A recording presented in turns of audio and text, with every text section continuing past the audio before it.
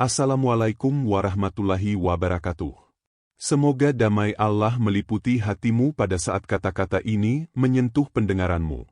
Sebelum kita melangkah lebih jauh, sebelum pikiranmu mulai menilai, menyetujui, atau menolak apapun yang akan disampaikan, marilah kita berhenti sejenak.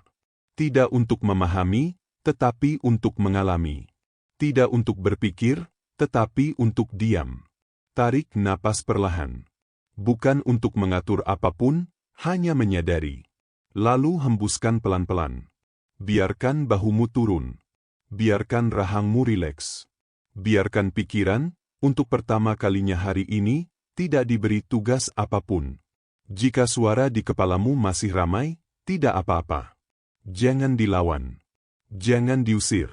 Dengarkan saja, seperti engkau mendengarkan suara hujan dari balik jendela. Engkau tidak perlu menghentikan hujan untuk menyadari bahwa engkau sedang berada di dalam rumah. Inilah hening sebelum segalanya.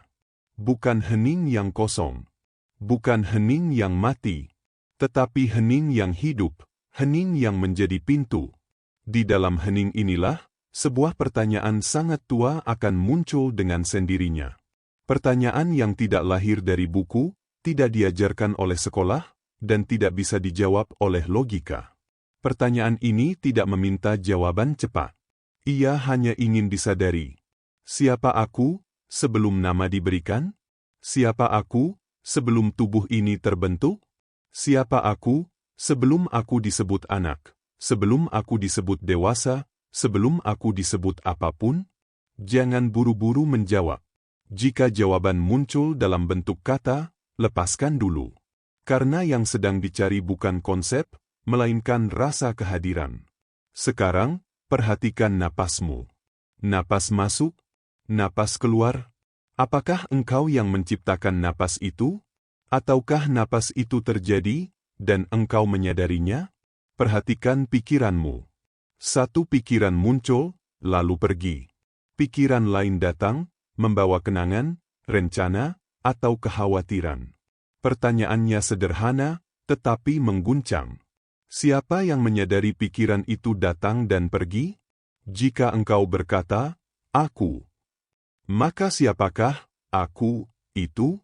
Perhatikan juga perasaanmu. Mungkin ada tenang. Mungkin ada gelisah. Mungkin ada rasa asing yang tidak bisa dijelaskan. Rasa itu bergerak, berubah.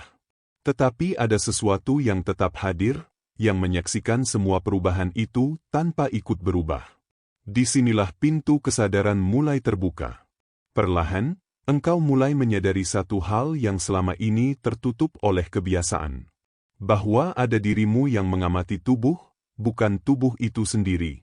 Ada dirimu yang menyadari pikiran, bukan pikiran itu sendiri. Ada dirimu yang merasakan emosi, tanpa tenggelam sepenuhnya di dalamnya. Tubuh ini bernapas.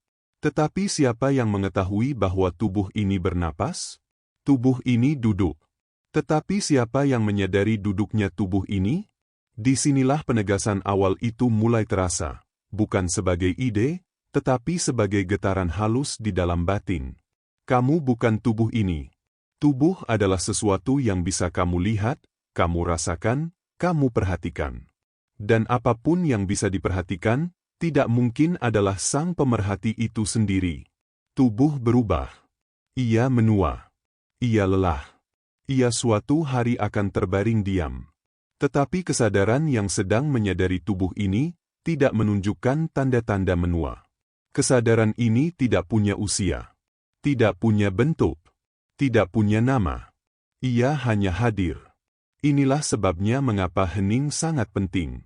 Karena selama ini, identitas kita dibangun dari suara, suara pikiran, suara orang lain, suara dunia. Nama dipanggil, peran dituntut, citra dipertahankan.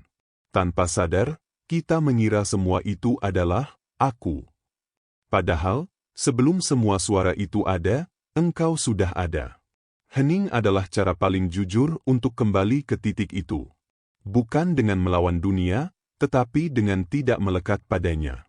Maka bagian ini bukan bertujuan memberimu pemahaman baru, melainkan mengajakmu berhenti sejenak dari kesalahpahaman lama. Kesalahpahaman bahwa dirimu adalah apa yang terlihat.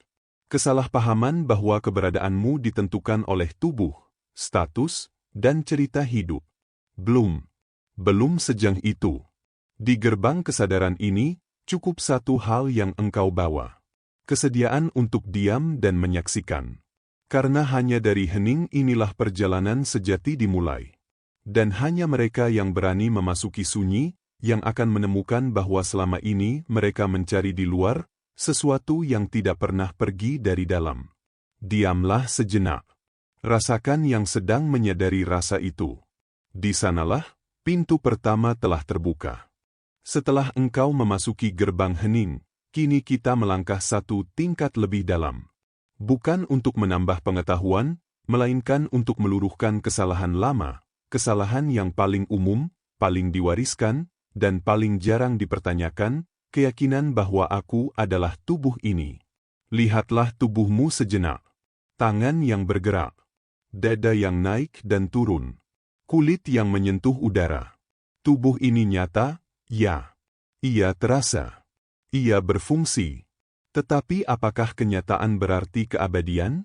Apakah yang terasa selalu berarti yang sejati? Bayangkan engkau melepas pakaian yang engkau kenakan hari ini. Apakah ketika baju itu dilepas, engkau ikut hilang? Tidak. Pakaian hanya penutup, bukan pemilik keberadaan.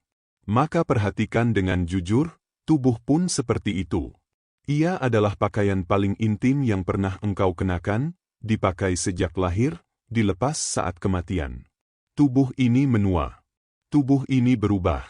Tubuh ini sakit, lelah, dan suatu hari berhenti. Namun ada satu pertanyaan yang jarang diajukan dengan sungguh-sungguh. Siapa yang menyadari bahwa tubuh ini menua? Ketika engkau melihat foto dirimu 10 atau 20 tahun lalu, wajah itu berbeda. Rautnya lain. Cara pandangnya lain. Bahkan cara berpikirnya mungkin terasa asing. Namun anehnya, engkau tetap berkata, itu aku. Jika tubuh adalah dirimu, seharusnya rasa, aku, ikut berubah drastis. Tetapi tidak. Ada sesuatu yang tetap tinggal, menyaksikan semua perubahan itu dari balik layar. Tubuh adalah objek perubahan. Kesadaran adalah saksi perubahan. Ketika tubuh sakit, engkau berkata, tubuhku sakit. Bukan, aku sebagai yang sejati rusak. Di dalam kalimat sederhana itu tersembunyi pengakuan batin yang dalam, bahwa ada jarak alami antara dirimu dan tubuhmu. Yang merasakan sakit adalah tubuh, tetapi yang mengetahui sakit itu adalah kesadaran. Dan kesadaran itu tidak terluka oleh luka fisik. Ia mengetahui rasa perih, tetapi ia tidak menjadi perih itu sendiri. Kesadaran berdiri seperti penjaga sunyi. Ia menyaksikan luka, kehilangan, kegagalan, bahkan trauma, tanpa pernah menjadi rusak olehnya. Jika kesadaranmu rusak setiap kali tubuh atau hidupmu terluka, engkau tidak akan pernah mampu bangkit. Namun nyatanya, selalu ada bagian di dalam dirimu yang tetap hidup, bahkan setelah terpukul berkali-kali. Itulah dirimu yang sejati.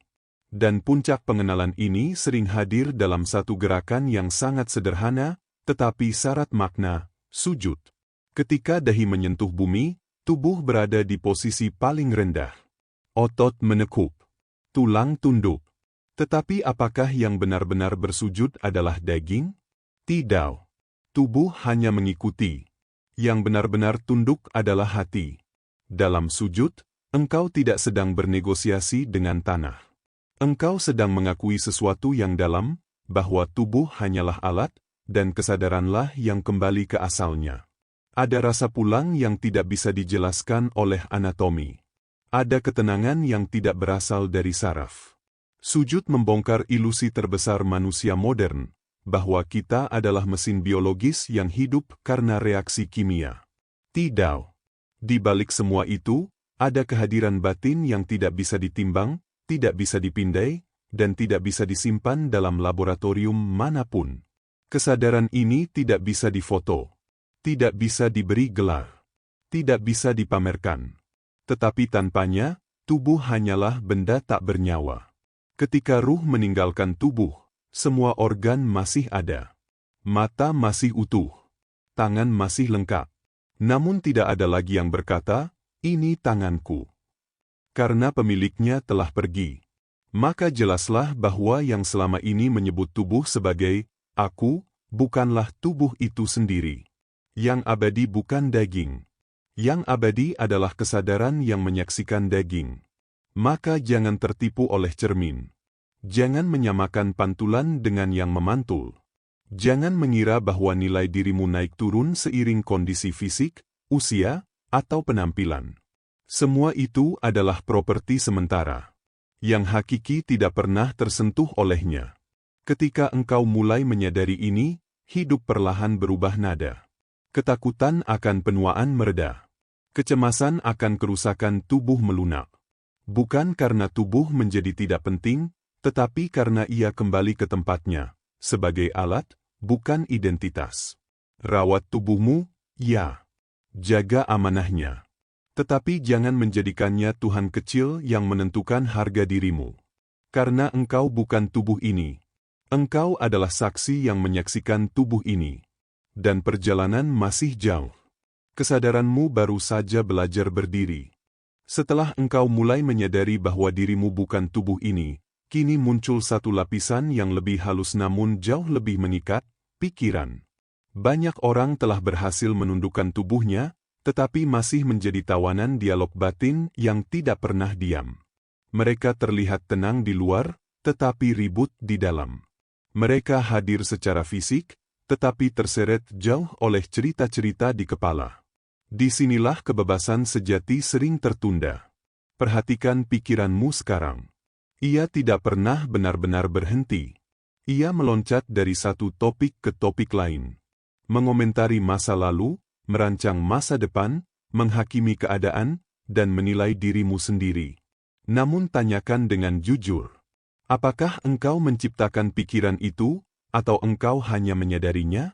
Jika engkau diam sejenak dan mengamati, engkau akan menemukan satu fakta yang sangat membebaskan. Pikiran muncul dengan sendirinya. Ia datang seperti ombak. Tidak engkau undang, tidak pula bisa engkau tahan.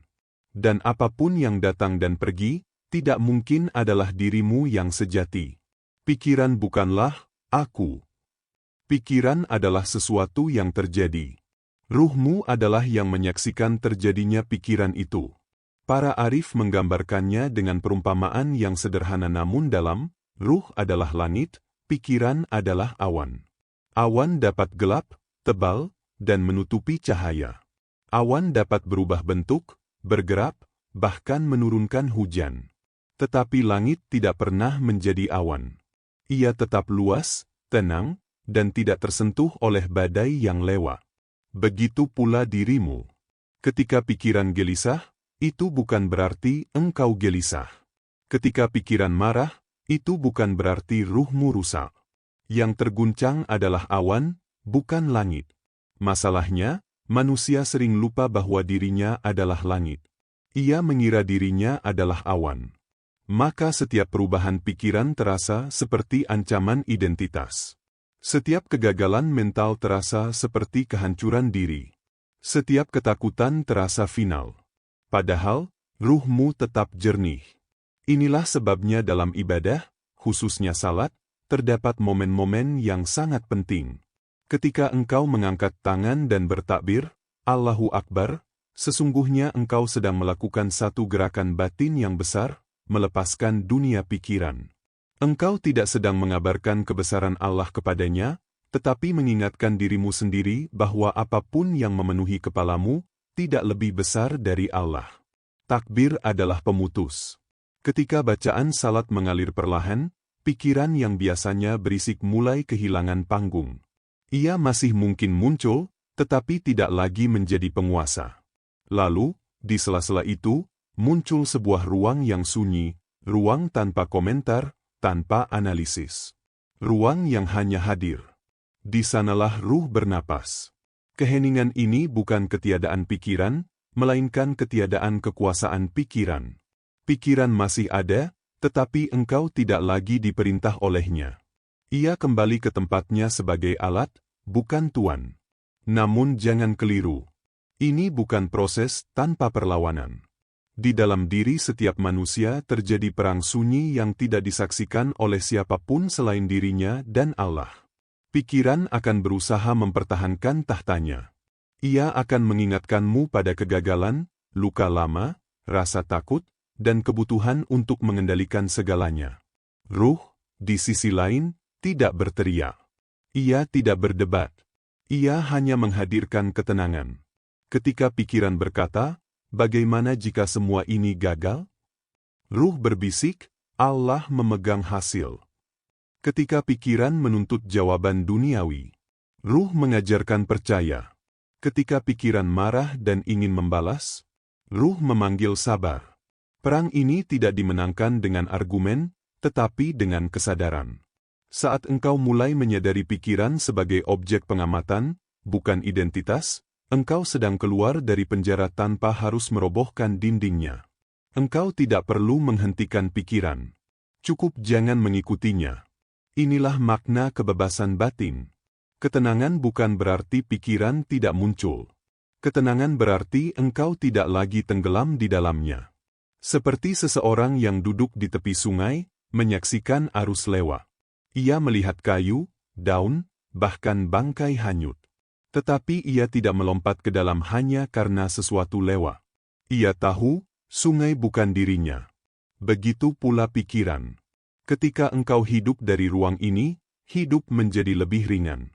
Bukan karena masalah menghilang, tetapi karena engkau tidak lagi mengikat identitasmu pada narasi mental. Engkau berfungsi, berpikir, dan merencanakan, tetapi dari ruang ruh yang tenang, bukan dari kepanikan ego. Dan dari sanalah, ibadah tidak lagi terasa sebagai kewajiban yang berat, tetapi sebagai tempat berlindung. Tempat di mana pikiran dilepas, dan ruh diingatkan akan asalnya. Maka jangan memusuhi pikiran. Tetapi jangan pula menyerahkan kepemimpinan padanya. Biarkan pikiran menjadi alat. Biarkan ruh memegang kemudi. Karena pada akhirnya, ketenangan sejati bukan ditemukan dalam banyaknya jawaban, melainkan dalam kemampuan untuk diam, menyaksikan, dan percaya bahwa Allah tidak pernah meninggalkanmu, bahkan ketika pikiranmu paling ribut. Dan di titik itulah, kebebasan batin mulai terasa nyata. Pada bagian ini, kita memasuki wilayah yang paling licin dan paling sulit disadari, identitas. Jika tubuh adalah pakaian kasar, dan pikiran adalah arus halus, maka identitas adalah topeng, yang begitu lama dipakai hingga kita lupa wajah asli di baliknya. Sejak kecil, manusia belajar menyebut dirinya dengan nama. Lalu melekatlah peran, anak, murid, saudara. Bertambah usia, bertambah lapisan, profesi, status sosial, gelar, pencapaian, bahkan label-label spiritual. Semua itu membentuk citra tentang siapa aku. Padahal, jika direnungi dalam diam, semua identitas itu datang dan pergi. Hari ini engkau dipuji, esok engkau dilupakan. Hari ini engkau berkuasa, esok engkau tak lagi didengar. Hari ini engkau kuat, esok engkau renta. Jika sesuatu bisa hilang, ia bukanlah dirimu yang sejati. Identitas sosial sejatinya hanyalah peran sementara. Seperti aktor di panggung kehidupan, engkau memerankan tokoh tertentu agar tatanan dunia berjalan. Tidak salah memainkan peran. Yang menjadi bencana adalah ketika engkau mengira dirimu adalah peran itu. Maka saat peran diguncang, hatimu ikut runtuh. Disinilah ego lahir. Ego adalah suara halus yang berkata, aku harus diakui. Aku harus terlihat. Aku harus lebih dari yang lain. Ego tidak selalu kasar. Kadang ia menyamar dalam bentuk kesalehan, kecerdasan, atau kepedulian. Ia bisa berkata, aku lebih paham, atau aku lebih ikhlas, atau bahkan, aku tidak butuh pengakuan, namun tetap ingin dilihat sebagai orang yang tidak butuh pengakuan. Inilah tipu dayanya. Ego hidup dari validasi manusia. Selama pujian mengalir, ia menguat. Saat kritik datang, ia terluka. Maka hidup pun menjadi naik turun, bukan karena kehendak Allah berubah, tetapi karena hati disandarkan pada penilaian makhluk. Padahal, seorang hamba tidak diciptakan untuk berdiri di atas sorotan manusia, melainkan untuk tunduk di hadapan Allah. Ketika identitas menjadi pusat, ibadah pun berubah fungsi. Salat bukan lagi perjumpaan, tetapi penampilan. Amal bukan lagi persembahan, tetapi alat pengukuh citra. Di titik ini, cahaya ruh mulai meredup, tertutup oleh lapisan lain yang lebih pekat, nafsu. Nafsu sering disalahpahami sebagai musuh mutlak. Padahal, nafsu adalah energi kehidupan. Tanpanya, manusia tidak makan, tidak bekerja, tidak melanjutkan keturunan. Nafsu menjadi berbahaya bukan karena ia ada, tetapi karena ia mengambil alih kendali. Ketika nafsu memimpin, ruh dibungkam. Ketika keinginan menjadi raja, hikmah tersingkir. Nafsu bekerja seperti kabut. Ia tidak menghancurkan cahaya, tetapi menutupinya. Cahaya tetap ada, namun pandangan menjadi buram. Manusia masih beribadah, tetapi hatinya tidak jernih. Masih berbuat baik, tetapi terselip pamrih. Masih berbicara tentang kebenaran, tetapi ingin menang. Disinilah banyak manusia tersesat, bukan karena dunia terlalu gelap, tetapi karena lupa dirinya hamba. Hamba tidak menuntut. Hamba menerima peran. Hamba tunduk pada kehendak tuannya. Ketika kesadaran kehambaan hilang, identitas duniawi naik tahta. Maka manusia mengejar bukan apa yang Allah ridai, tetapi apa yang mengangkat harga dirinya. Nafsu bertepuk tangan, ego bersorak, dan ruh perlahan terasing. Namun ada kabar baik, nafsu bukan musuh yang harus dibunuh, melainkan kendaraan yang harus dikendalikan. Kendaraan yang jika diarahkan dengan kesadaran, dapat mengantarkan pada amal dan pengabdian. Tetapi jika dilepas tanpa kendali, ia akan membawa ke jurang yang tampak indah dari kejauhan. Pengendalian ini tidak terjadi dengan memerangi diri, melainkan dengan menempatkan diri kembali sebagai hamba. Saat engkau sadar bahwa hidup ini bukan tentang membangun citra, tetapi menjalankan amanah, ego mulai melunak. Nafsu masih ada, tetapi tidak lagi liar. Engkau bekerja, tetapi tidak diperbudak oleh hasil. Engkau berbuat, tetapi tidak menagih pujian. Engkau beribadah, tetapi tidak memamerkan rasa. Topeng-topeng mulai gugur satu persatu. Bukan karena dipaksa, tetapi karena tidak lagi dibutuhkan. Di hadapan Allah, semua identitas larut. Yang tersisa hanyalah kesadaran yang tunduk dan hati yang jujur. Dan di sanalah, cahaya yang selama ini tertutup kabut, mulai kembali terasa hangat. Manusia tidak hancur karena dunia. Manusia tersesat karena lupa bahwa dirinya hanyalah hamba yang sedang berjalan pulang. Ketika ingatan itu kembali, dunia kembali ke tempatnya, sebagai ladang, bukan tujuan. Ego kembali ke tempatnya, sebagai alat, bukan tuan. Nafsu kembali ke fungsinya, sebagai tenaga, bukan penguasa. Dan ruh, akhirnya, bernapas lega. Ada kegelisahan tertentu yang tidak pernah benar-benar terjawab oleh kata. Ia tidak hilang dengan nasihat, tidak reda oleh hiburan, dan tidak selesai oleh kesibukan. Semakin dicari jawabannya di luar, semakin jauh ia bersembunyi. Banyak manusia mengira kegelisahan itu berasal dari kurangnya pencapaian, kurangnya pengakuan, atau kurangnya pengetahuan. Padahal, kegelisahan itu adalah panggilan halus dari dalam, panggilan untuk pulang. Kata-kata tidak sanggup menjangkaunya. Pikiran tidak mampu memeluknya. Hanya hening yang bisa membukanya. Hening bukan sekadar tidak bersuara. Hening adalah keadaan ketika engkau berhenti melarikan diri dari dirimu sendiri. Ketika tidak ada lagi yang perlu dibuktikan, tidak ada yang perlu ditampilkan, dan tidak ada yang perlu dipertahankan. Di ruang itulah, batin mulai jujur. Hening adalah cermin batin.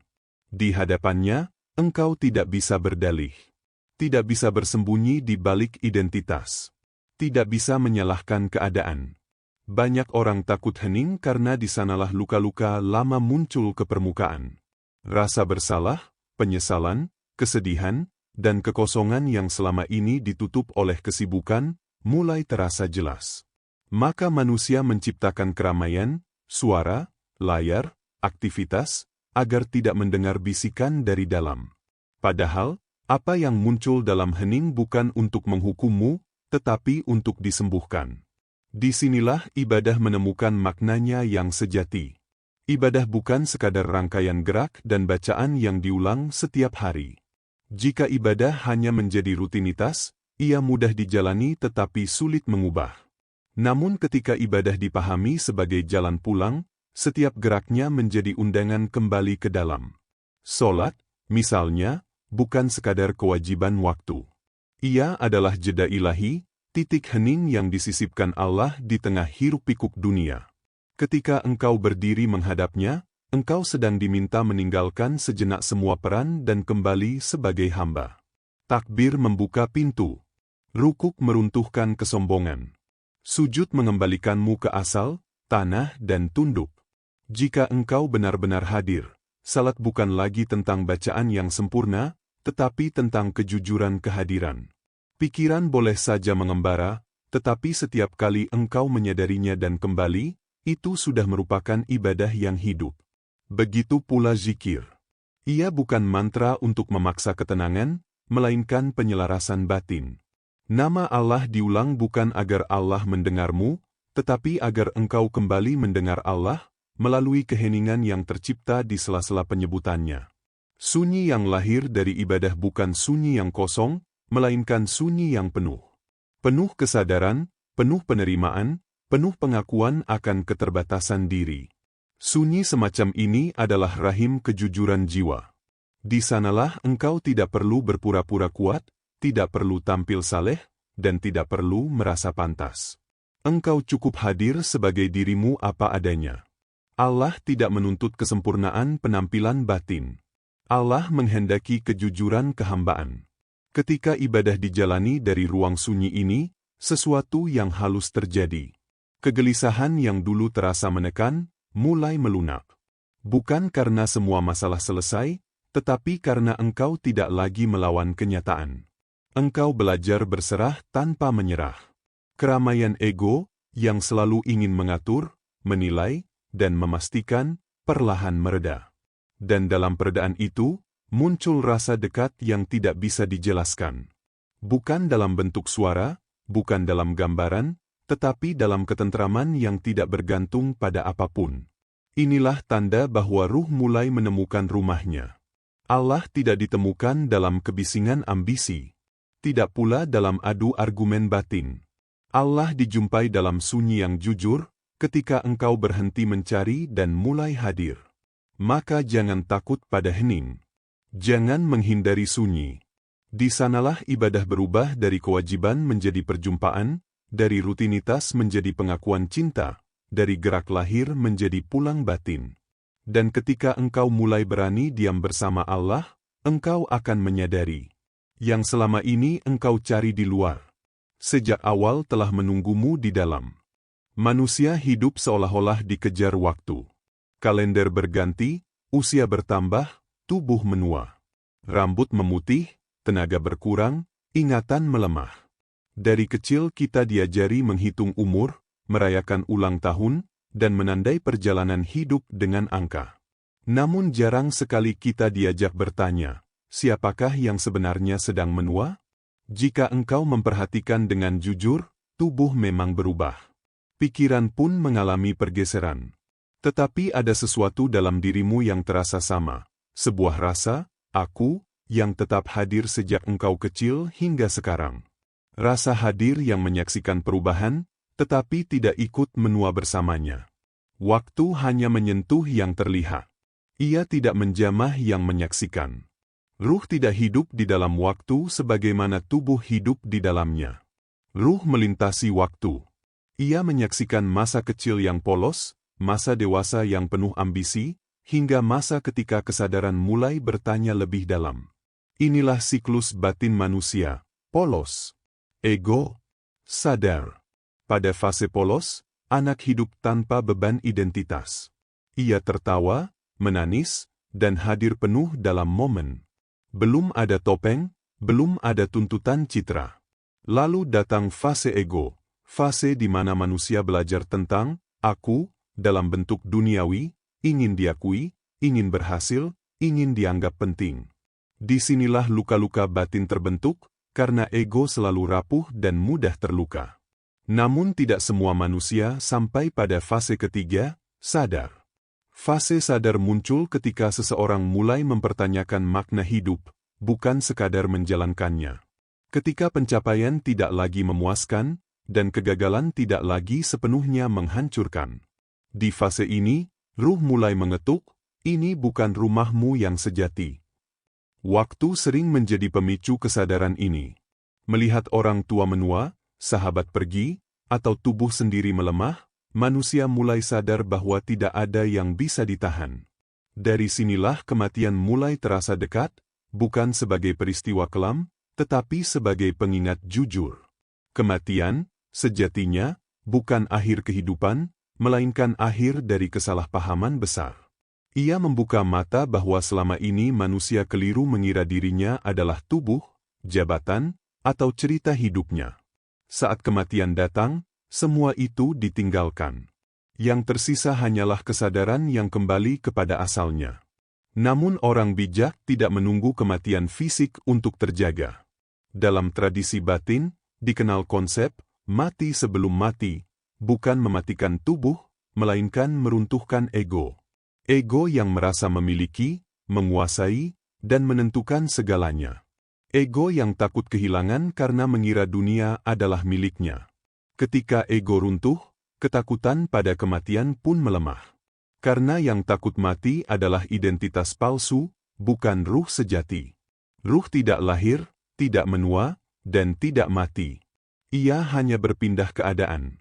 Mati sebelum mati adalah saat engkau berhenti menggenggam dunia seolah-olah ia adalah tujuan. Saat engkau menjalani hidup sepenuh hati, tetapi dengan tangan terbuka. Saat kehilangan tidak lagi terasa sebagai kehancuran, melainkan sebagai bagian dari perjalanan. Di titik ini, waktu berubah makna. Ia tidak lagi menjadi musuh yang mengejar, tetapi irama yang diikuti.